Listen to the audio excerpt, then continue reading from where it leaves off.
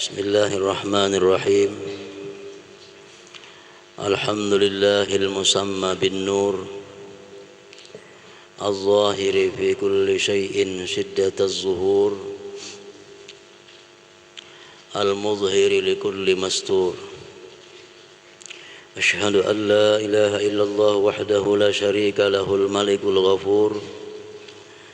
Wa ashhadu anna sayyidana Muhammadan abduhu wa rasuluhul mansur. Allahumma salli wa sallim ala nabiyyil mashhur sayyidina wa maulana Muhammadin al-abdis syakur wa ala alihi wa sahbihi adadal ayyam wasyuhur, amma ba'd.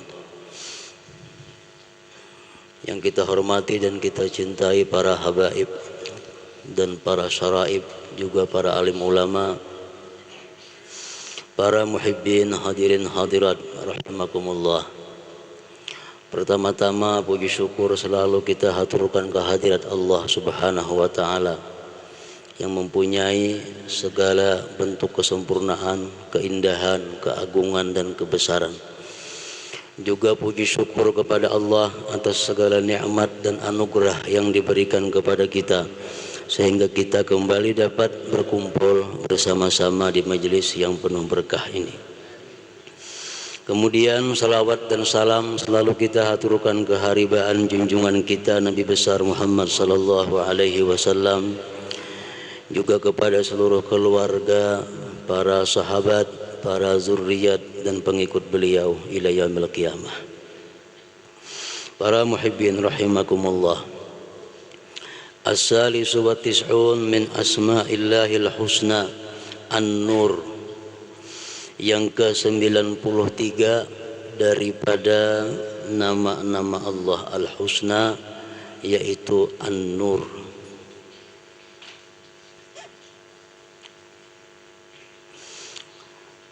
Kalimat An-Nur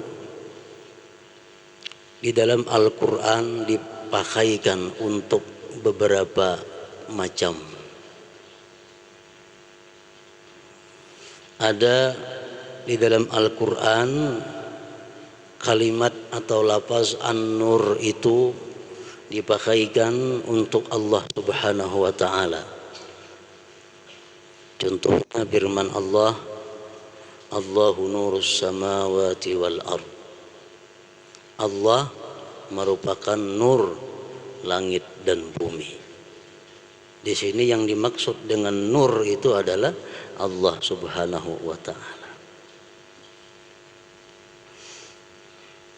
Ada lagi yang dimaksud dengan nur itu adalah junjungan kita Nabi besar Muhammad sallallahu alaihi wasallam, sebagaimana firman Allah yang berbunyi, qad ja'akum minallahi nuru wa kitabum mubin.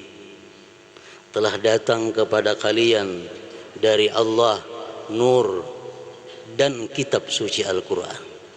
Dimaksud dengan telah datang kepada kalian dari Allah nur, itu maksudnya adalah junjungan kita Nabi besar Muhammad sallallahu alaihi wasallam. Ada lagi yang dimaksud dengan nur itu adalah Al-Quran, seperti firman Allah yang berbunyi, fa'aminu billahi wa rasulihi wan nuril ladzi anzalna. Berimanlah kalian dengan Allah, dengan Rasulnya, dan dengan nur yang kami turunkan. Maksud nur di sini adalah Al-Quran. Ada lagi di dalam Al-Quran yang dimaksud dengan nur itu adalah Islam, agama Islam. Firman Allah menyatakan, yuriduna liyutfi'u nurallaha bi afwahihim wallahu mutimmu nurih walau karihal kafirun. Mereka orang-orang kafir itu berusaha memadamkan nur Allah, maksudnya Islam, tetapi Allah menyempurnakan agama Islam itu walaupun benci orang-orang kafir. Nah, jadi nur dipakaikan kepada berbagai macam,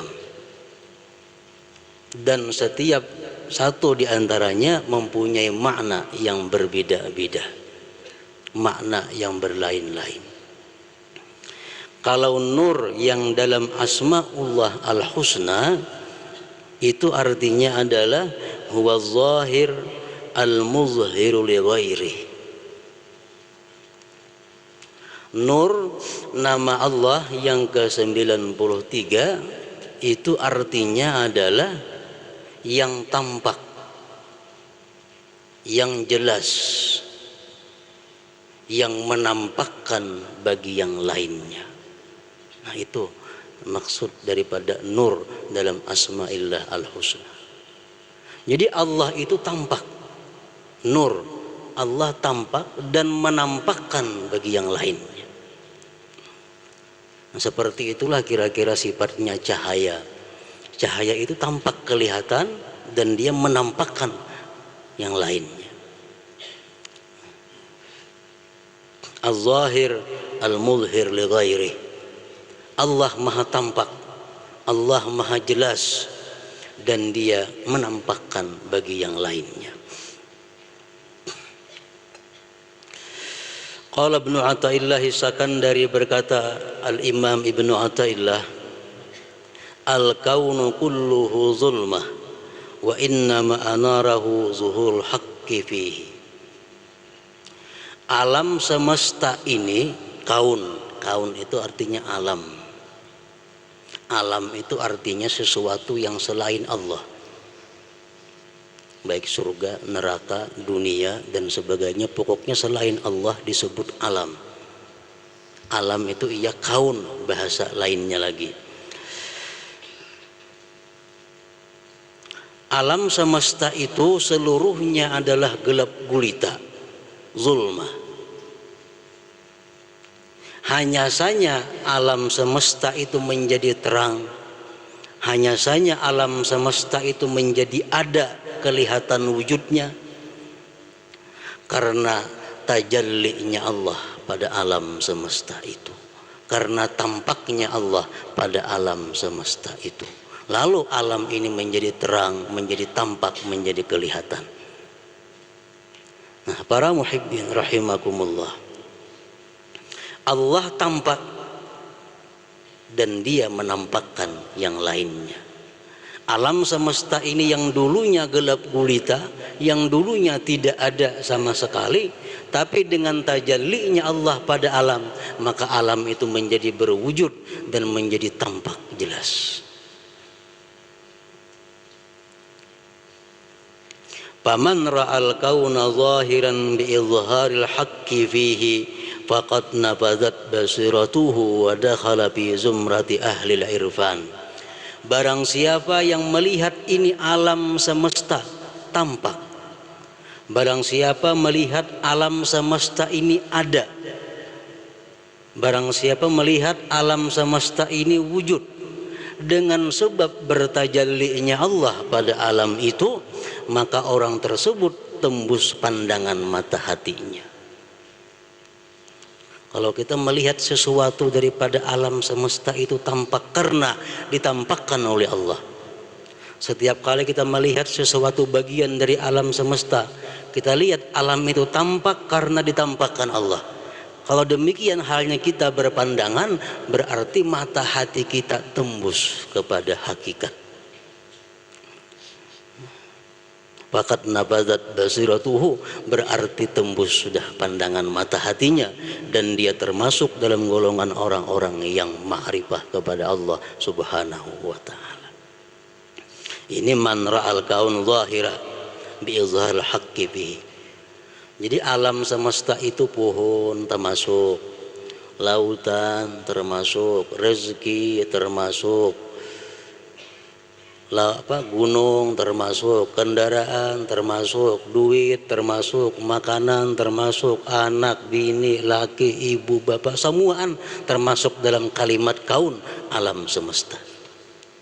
Jadi kalau kita melihat, andai kata kita melihat anak kita, bahwa anak kita ini ada, bisa tampak, anak kita ini bisa jelas, bisa ada wujudnya karena tajallinya Allah pada ini si anak. Nah, itu warnanya tembus pandangan mata hati kita. Nah, itu maksudnya Anak ini asalnya kadada, anak ini asalnya gelap, kadada. Sekarang anak jadi ada, anak jadi kelihatan. Kenapa demikian? Karena izharil haqqi bihi, karena Allah menampakkan anak itu. Nah, jadi bila mana kita melihat sesuatu daripada alam semesta ini, lalu kita ingat bahwa alam semesta ini ditampakkan wujudnya oleh Allah Subhanahu wa ta'ala An-Nur, berarti kita punya mata hati yang tajam, mata hati yang sempurna, mata hati yang bagus, dan termasuk orang yang ma'rifat kepada Allah Subhanahu wa ta'ala. Misalnya kita kedatangan satu rezeki, rezeki alam semesta, termasuk bagian alam. Kita kedatangan rezeki. Yang memberi kita rezeki ini adalah Fulan bin Fulan. Kita terima rezeki itu. Kita melihat rezeki ini yang menyampaikan kepadaku adalah Fulan bin Fulan. Tapi Fulan bin Fulan ini adalah sebenarnya daripada Allah Subhanahu wa ta'ala. Nah, ini ngarannya tembus pandangan mata hati kita. Bila kita menerima bantuan atau apapun dari si Fulan, kita anggap ini memang dari si Fulan dan kita lupa bahwa itu dari Allah, nah ini nang buta mata hatinya. Itu masalah nikmat. Demikian pula halnya masalah musibah. Musibah, dengan sebab si Fulan kita dapat musibah. Bila kita melihat bahwa si Fulan itu hanya merupakan sebab, tapi yang sebenarnya menampakkan adanya musibah itu adalah Allah Subhanahu wa ta'ala, berarti tembus pandangan mata hati kita. Nah, ini maksudnya daripada pemahaman nama Allah An-Nur. Dia maha tampak dan dialah yang menampakkan bagi yang lainnya. Wa man ra'al kauna zahira wa lam yaral mudhhir faqad ihtajabat basiratuhu bil kaun. Barang siapa melihat ini alam, nah apakah? Barang siapa melihat ini alam tampak, jelas, dan dia tidak melihat yang menampakkannya. Dia kadang melihat yang menampakkannya, dia kadang melihat yang berada di balik belakangnya. Faqad ihtajabat basiratuhu bil kaun, berarti terdinding mata hatinya dengan alam semesta itu. Terdinding mata hatinya dengan alam semesta itu.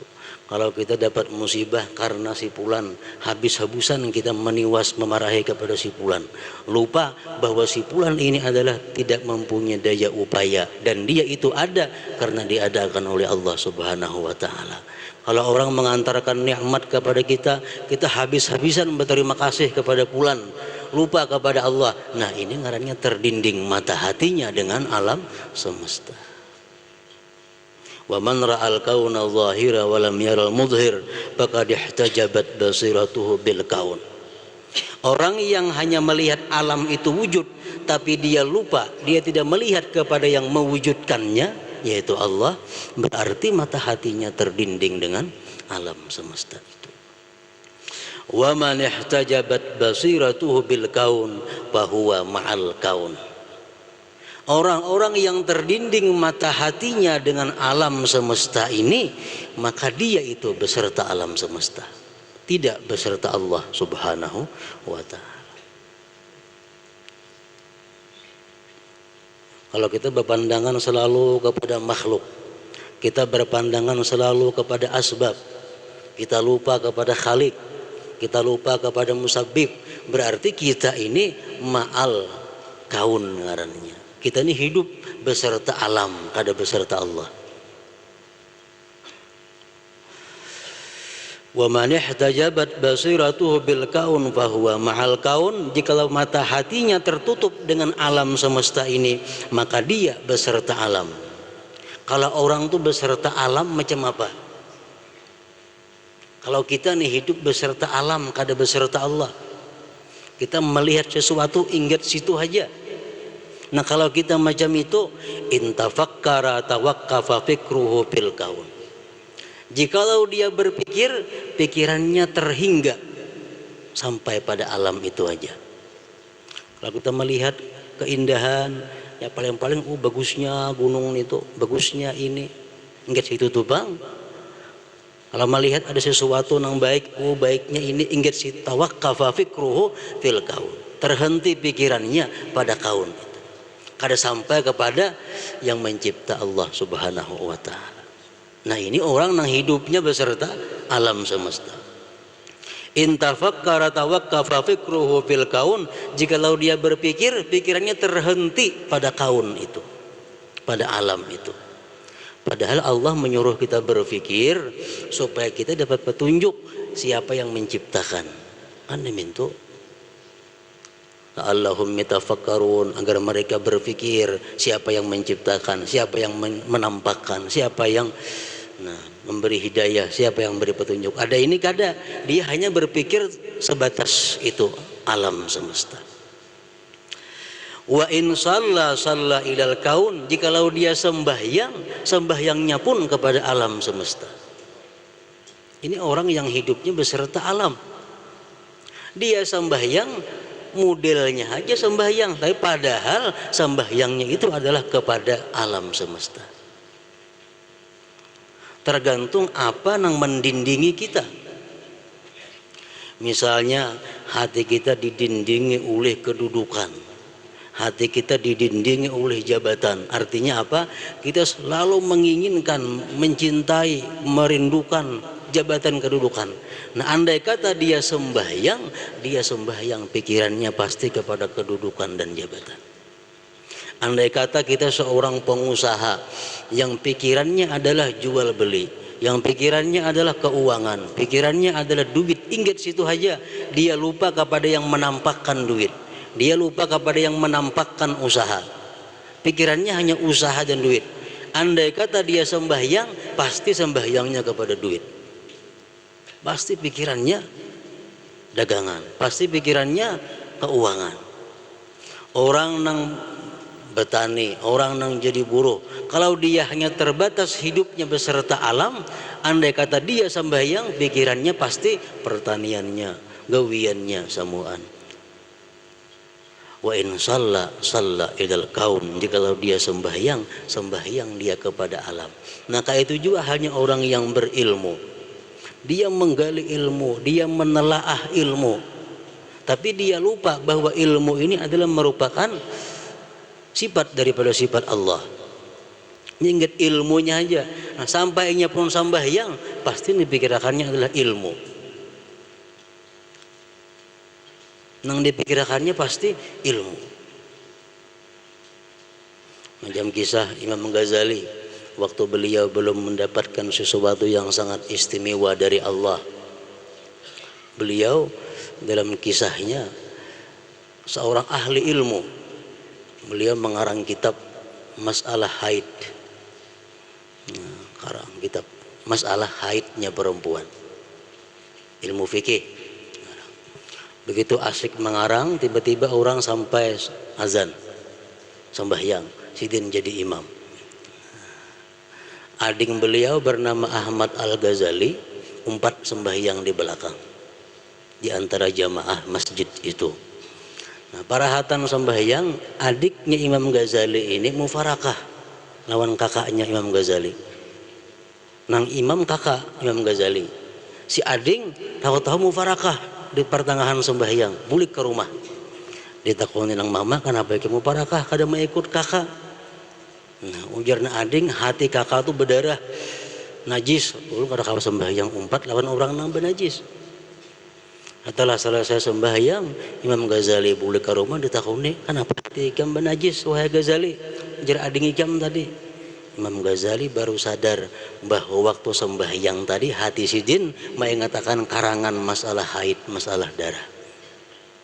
Nah, ini orang yang pikirannya kepada ilmu, sampai-sampai sembahyangnya pun dia menghadap kepada ilmu.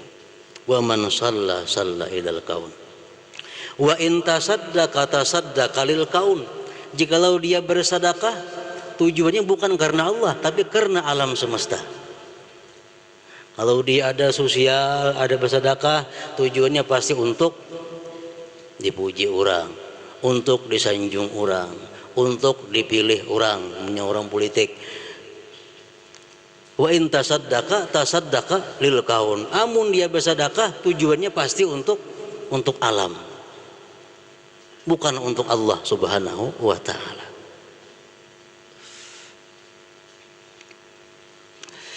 Wa in radiya bil kaun. Jikalau dia ridha dengan makhluk ini. Dia kadang memikirkan keridhaan Allah. Yang penting orang senang. Wa in syakaral kaun. Jikalau dia bersyukur, dia pun bersyukur kepada makhluk, dia bersyukur kepada alam. Nah, para muhibbin rahimakumullah. Jadi kalau orang yang hanya melihat alam ini tegak, terang, benderang, tapi lupa bahwa ada yang menerangi, ada yang mewujudkan, ada yang menjadikan, lupa melihat itu, jadilah macam tadi. Sembahyang itu sembahyangnya, bersedekah ka itu bersedekahnya, berpikir ka itu pikirannya. Ia mencari keridaan manusia dicarinya. Kalau berterima kasih kepada manusia, berterima kasih, lupa kepada Allah Subhanahu wa taala. Al-mu'min bismillahir nur alladhi yara Allah ta'ala zahiran bi kulli syai' mudhiran li kulli syai'. Kita sudah mengetahui bahwa Allah Ta'ala tadi nur, artinya tampak dan menampakkan yang lain. Kalau kita sudah tahu itu, kita beriman dengan demikian, lalu kita macam apa? Kita mesti melihat Allah Ta'ala itu tampak pada tiap-tiap sesuatu, dan dialah yang menampakkan bagi yang lainnya. Kita melihat sesuatu, kita ingat bahwa itu ditampakkan oleh Allah Subhanahu wa taala. Kita melihat bulan, kita ingat bahwa bulan itu ada karena ditampakkan oleh Allah Subhanahu wa taala. Kita melihat seseorang ini, kita ingat bahwa orang itu ada karena ditampakkan oleh Allah Subhanahu wa taala. Nah, itulah orang yang beriman dengan nama Allah An-Nur. Setiap melihat bagian daripada alam, dia ingat bahwa itu ditampakkan oleh Allah Subhanahu wa taala. Al-mu'min bismillahir nur alladhi yara Allah ta'ala zahiran bi kulli syai' mudhiran li kulli syai'. Orang yang beriman dengan nama Allah An-Nur ialah orang yang melihat Allah Ta'ala itu tampak pada tiap-tiap sesuatu. Artinya jangan dipadahkan Tuhan itu beandak di sesuatu. Kita melihat Allah itu tampak pada sesuatu. Kitanya yang melihat sesuatu itu tampak. Allahnya kada tahu di mana. Macam kita melihat Allah di bawah pohon kelapa. Kita melihat bulan purnama di bawah pohon kelapa. Kitanya yang berada di bawah pohon kelapa, bulannya jauh di atas sana. Jangan beranggap bulan di bawah pohon kelapa. Rasulullah bertemu dengan Allah di mustawa. Rasulullahnya yang berada di mustawa, Allahnya kada tahu. Nah, kalau kita melihat sesuatu, kita melihat Allah tampak di sana, kita melihat sesuatunya di sana. Allahnya tampaknya di mana kada tahu. Jadi jangan sampai kita beretikat bahwa Allah itu berandak di gunung, Allah berandak di laut, Allah berandak di langit. Nah, kalau demikian kita menempatkan Allah di suatu tempat, berarti kita bid'ah, bersalahan dengan etikat yang benar. Para muhibbin rahimakumullah, Imam Ali pernah berkata, ujar Sidin, al-haqqu laisa min syai' wala fis syai' wala fawqa syai' wala tahta syai'.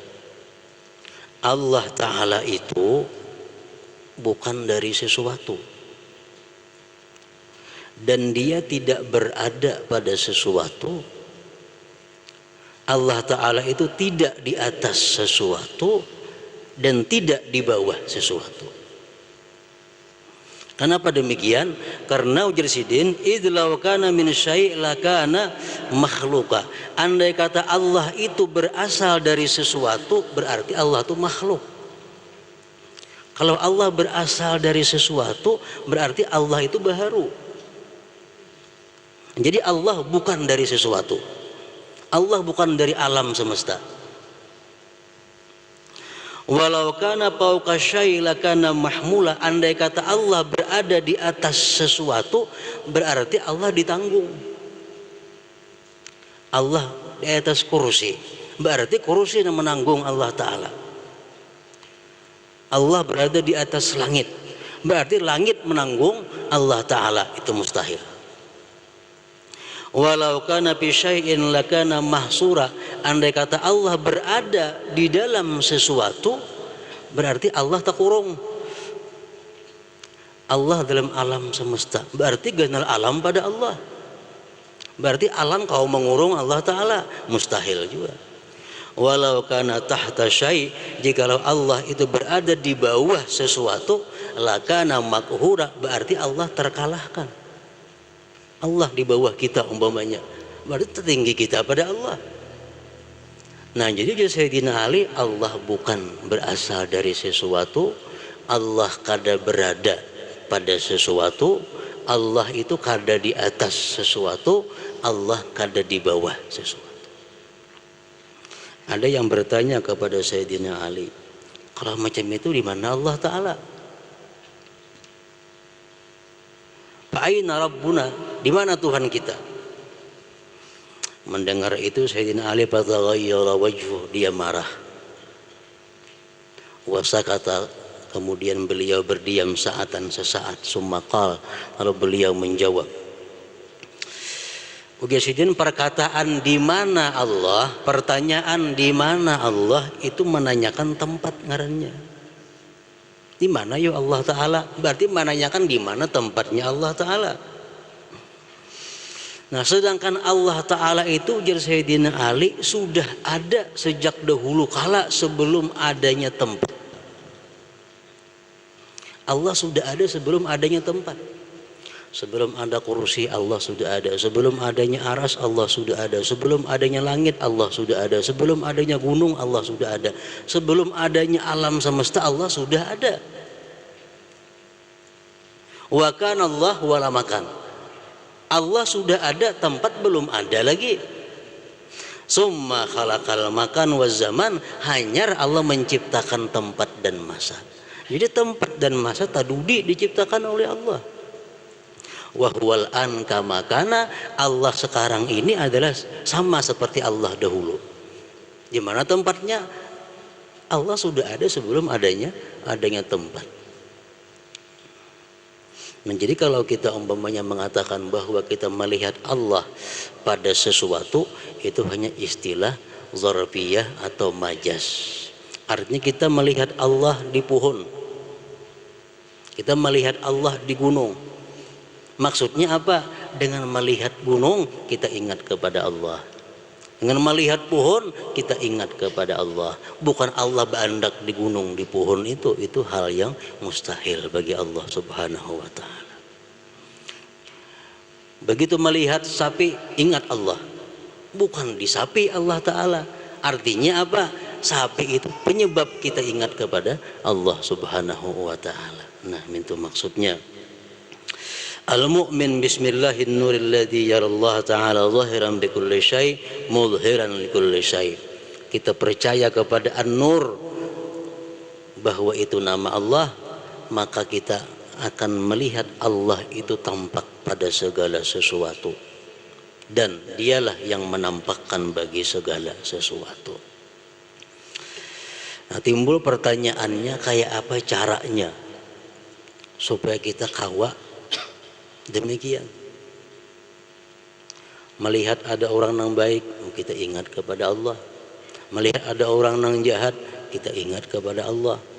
Melihat ada musibah, kita ingat kepada Allah. Datang nikmat, kita ingat kepada Allah. Nah, kalau kita macam itu, kita mendapatkan buah iman kepada nama Allah Nur ini. Nah, lalu caranya supaya kita kawan macam itu kayak apa?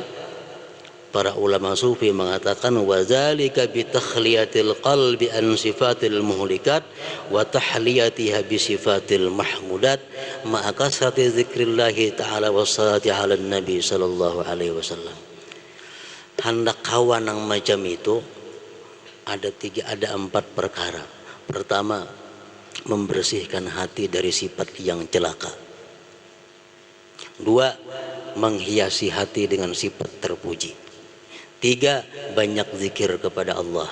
4, banyak selawat kepada Rasulullah sallallahu alaihi wasallam. Kalau kita 4 perkara itu bisa, maka kita akan selalu ingat kepada Allah walaupun apa yang kita lihat, walaupun apa yang kita rasa.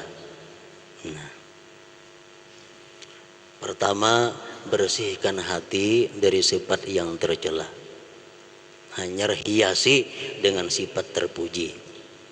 Ditambah banyak zikir, banyak salawat.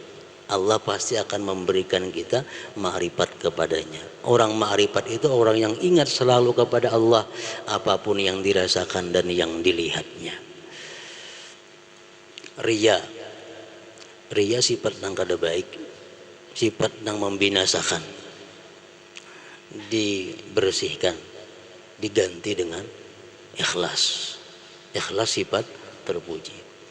Sombong sifat yang tercela, dibersihkan dari hati kita, kita ganti dengan tawadhu. Tawadhu sifat yang terpuji. Tamak sifat yang kada baik, itu dibuang, diganti dengan sifat qanaah. Qanaah sifat yang terpuji. Hasad, iri, dengki sifat yang jelek, dibuang, ganti dengan sifat iradatul khair, berkehendak baik kepada orang-orang muslim. Hati ketujuh menyambat orang gibah, buangi itu, ganti dengan kasratu madahil wair, dengan banyak memuji orang lain. Hati ketujuh namimah, adu domba, ganti dengan islah, ketujuh mendamaikan orang lain. Nah, buangi sifat yang buruk, pakaiani dengan sifat yang terpuji.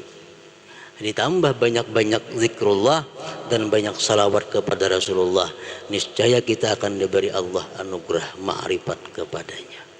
Bila sudah kita ma'rifat kepada Allah, apapun yang kita lihat, kita dengar, kita rasa, kita ingat selalu kepada Allah subhanahu wa ta'ala. Nah, kemudian 94 daripada asma'ullah al-husna, nama Allah al-hadi.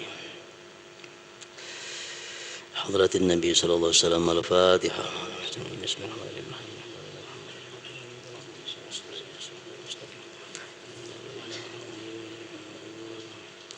أشهد أن لا إله إلا الله وحده لا شريك له أشهد أن سيدنا محمدا عبده ورسوله